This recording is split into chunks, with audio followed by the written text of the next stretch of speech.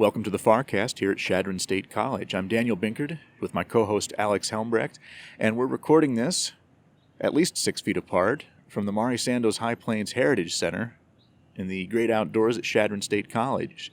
Yeah, I would say I'm 6'3", and if I'm visualizing myself laying down on the ground, and so I think we're at least that far apart.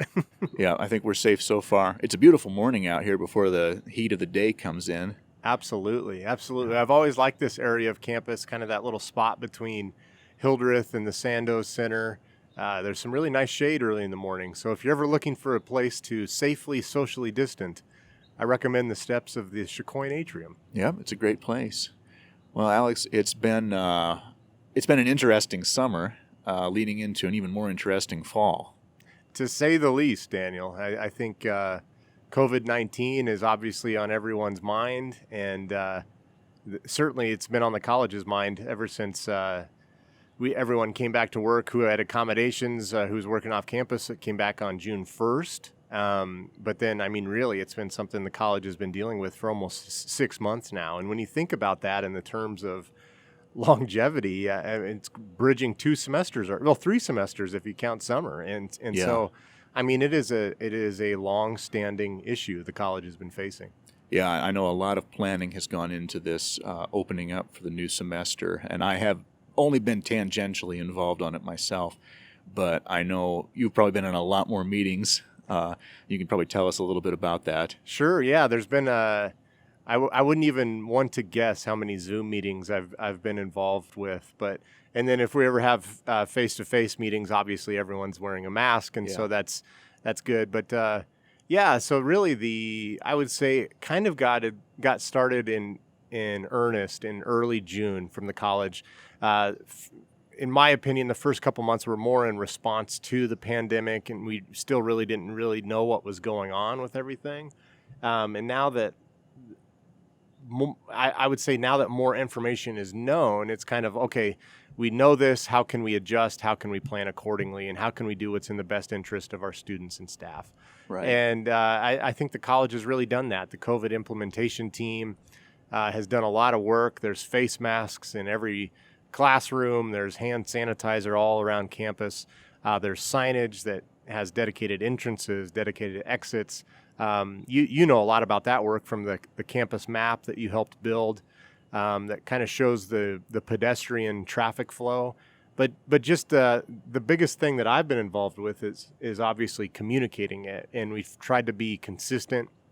We've tried to be transparent, and everything that we have communicated internally and externally about COVID-19 is published on our page. And so I'm really proud of the efforts that we've had for communication. I know it's not perfect. I mean, you're always going to look back and say, "Wow, I should have done that," or we should have written this, or we should have said that, or whatever. But everything that we've done has been in the interest of the health and safety of our students and employees. And the amount of information that is on that COVID-19 site is really, it's not overwhelming, but there's a lot of it. And a lot of work went into that. And I just applaud everyone's efforts who was involved with that. And I hope everyone who listens to this and everyone who is associated with CSC really has reviewed that information and is practicing the 3 W's: wearing a mask, watching your distance, and washing your hands. And that website, it's on our CSC homepage. Look for the COVID-19 button, or csc.edu/COVID-19. But other than COVID-19, Daniel, what's been going on this summer? It's hard to figure anything beyond that because it seems like it's in the background of everything we do. I was able to do a few photo shoots with our admissions people and some of their student workers for our promotional material, and that's always an interesting kind of logistical thing, especially now where we're juggling masks and not masks in certain cases, and always being very careful about that. And then from the historical perspective, having our move-in and photographing that. And normally move-in photography for me is, again, promotional or news on that side. But it is a really important time in the college's history and showing what is going on at this particular juncture. And I was really pleased to see so many people wearing masks, and there didn't seem to be any issues with not wanting to. It was a we're all in this together kind of mentality from so many people that I saw, and I think everybody was really upbeat that day. It can be a stressful time, even normally, and even more so now, but I think everybody was coming at it with a positive mindset and feeling like we're ready to tackle this in the best way that we can. Yeah, absolutely. I think you hit the nail on the head. Moving is a stressful time just normally. I mean, I can go back years ago when I was a new college student, and you don't know who to talk to or where to go. And so I think Tamara Toomey, Lisa Stein, and those admissions and START and market development, housing, residence life, those groups really do a great job of putting their best face forward and helping all those students when they're coming here, because there's a lot of questions, and I know that they do their best to help everyone who comes to them. You mentioned photography. You've also done some promotional photography recently with the Mask Up CSC campaign that I think was maybe an idea that came out of a conversation that we had a few weeks ago, and we've had some really nice response on social media with that, some nice engagement. And so anyone who's listening to this, and if you're on CSC grounds, or if you're a CSC alum or a CSC online student, or anyone, you're around here, just use the hashtag MaskUpCSC, and we love seeing those images because we all want to be safe. We all want to stay here. Yeah, absolutely. Daniel, let's talk a little bit about the guests we have lined up this year. We're going to utilize that wonderful green space in front of Old Admin, affectionately known as the Dean's Green, and we're going to interview deans on it. Yeah, we've got all three of the deans, and we've got one completely new dean, Alaric Williams, and he started just recently. And then we've got Wendy Waugh, who was she was on the business faculty for a number of years, and then she was an interim dean, and now she is full on the dean. And then, of course, Jim Margetts, who is past music faculty and has been a dean here for, several years now. Oh, yeah, at least 5 or 6. Yeah. He's I think he's the senior member of that class now. Yeah, he is. It seems like only yesterday he would have been the junior member. But there we go. Yeah, and we have some other interview requests out there. Hopefully our listeners will be interested to know. We're just waiting on some final details. We're trying to balance everyone's schedule, and obviously trying to accommodate proper social distancing. We're going to film all of these and record all these outside, so weather's got to play a factor, the wind, That's right. and what construction vehicles moving over to math science, or who knows what. I mean, we're going to have some obstacles. Yep. I really like the Dean's Green as a location. It's there's a little bit of traffic going around it, but hopefully we'll be in a spot and at the right time of the day when we don't have to deal with too much in the way of traffic noise. Let alone big trucks moving construction materials. That's another thing this semester is the math science project is starting up. They're doing the renovation and addition over however many months that is, because it's going to be done. Let's see. The goal is for it to be open in the fall of 2022, correct? Yeah. The latest thing I saw was that construction is expected to conclude in February of 2022. Right. And so they're giving themselves, 6 months, That's and a half window. months to open up for the fall of that year, which I think is probably accurate. Sometimes construction projects kind of take on a life of their own. And I know rain and snow have been a factor on a number of our projects. Was it the Chacoin Arena, and that project had some weather delays. Mm-hmm. So you've got to plan for that and hope it doesn't happen. Yeah. So the groundbreaking will occur, I think it's on a Friday, September 11th at 8 a.m. for the Math Science building. And so I think the public is invited to that, and obviously the campus community. And then the day before, the track is going to be dedicated. The Board of Trustees from the Nebraska State College system will be out here for their normal September business meeting on campus.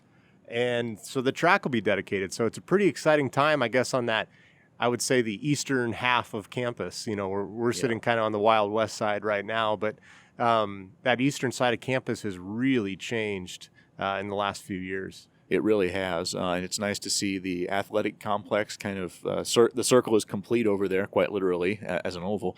But it's nice to see from, 2014, Chacoin Center opened, and then 2018, we finished up the football project, and now the track to really cap that.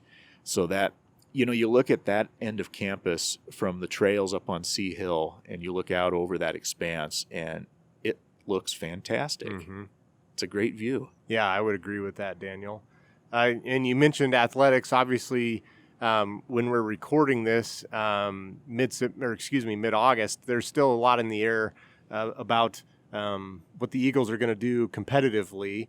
A lot of these sports have been kind of pushed to the spring, which will undoubtedly make for a busy spring if everything kind of holds serve, and if hopefully the pandemic it slows down or is gone by then. I mean, any type of normalcy people just really kind of latch onto, and I think that kind of maybe is at the root of people wanting sports to come back. Everyone is so familiar with watching football in the fall or going to a volleyball match in a fall evening, and to not have the ability to do that is kind of striking. And so more to follow on whatever is going to come out of athletics, but CSC is going to do what's right for the students and what's right for the coaches, because, we're a small campus, and the students, when they travel, they are going to travel back with whatever they were there with. And so there's a lot of things to factor in. Yeah. So right now, my understanding is cross country and golf are proceeding normally. Those are by their nature a little bit more socially distant. So hopefully those sports and those athletes don't have any issues. And then we'll see how the rest, football, volleyball, basketball in the spring, and then leading into softball. And yeah, it's going to be busy. Yeah. No doubt about that. Well, and I think, those traditional crossover sports like wrestling and men's too. and women's basketball, indoor track and field, that kind of start maybe in October, November, December. I heard, and I don't know if this is 100%, but that the NCAA is asked, or at least Division I basketball is going to begin January 1st. Okay. And so that makes that spring semester even more jam-packed. Yeah. It's going to be a tremendous amount of pressure on athletic event staff, on coaches, on athletes. I mean, we're going to have to see how it works. There's nothing ideal at this point. I mean, you're just trying to make lemonade out of lemons, I guess. Yeah, we'll make the best of it. Yeah, and like you said, more to come. Yeah, it's just too early to say exactly what's going to happen, because as soon as you receive confirmation, something changes. Yeah, just like it was in the springtime, where it was about every 5 minutes there was a new game plan, and now here we are. Yep. Well, I suppose this is just part of fall 2020 on Chadron State's campus. We're just going to have to continue to be the way people are here. Be gracious, be patient, and try to understand what everyone else is going through, and obviously work together, collaborate. Yeah. It is hard to believe we're now on the first day of classes as we're recording this. The summer, it went by quick and slow at the same time, and here we are. Yeah, I haven't seen parking lots full since maybe early March. Yeah, I'm looking over and I can kind of see the old admin parking lot here. What do you see from your vantage point? We've got a few cars in there now compared to what's previously been. Oh yeah, certainly more than that have been here in the last 5 months. So it's a welcome sight. We just hope everyone stays healthy and continues to follow those 3 W's and do what we need to do to all stay here together. Yeah.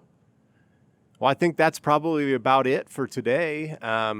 Stay tuned. We'll have some additional features here in the fall. We have at least 3 interviews lined up. And for those listening, if you're a community member or you work on campus and you'd like to be interviewed, send me or Daniel an email. We'd love to talk to you. We want to try to feature as many people on this as we can, and it's a fun time. So thank you. That's right. Well, Alex, here we go. All right, Daniel. Happy first day. You too.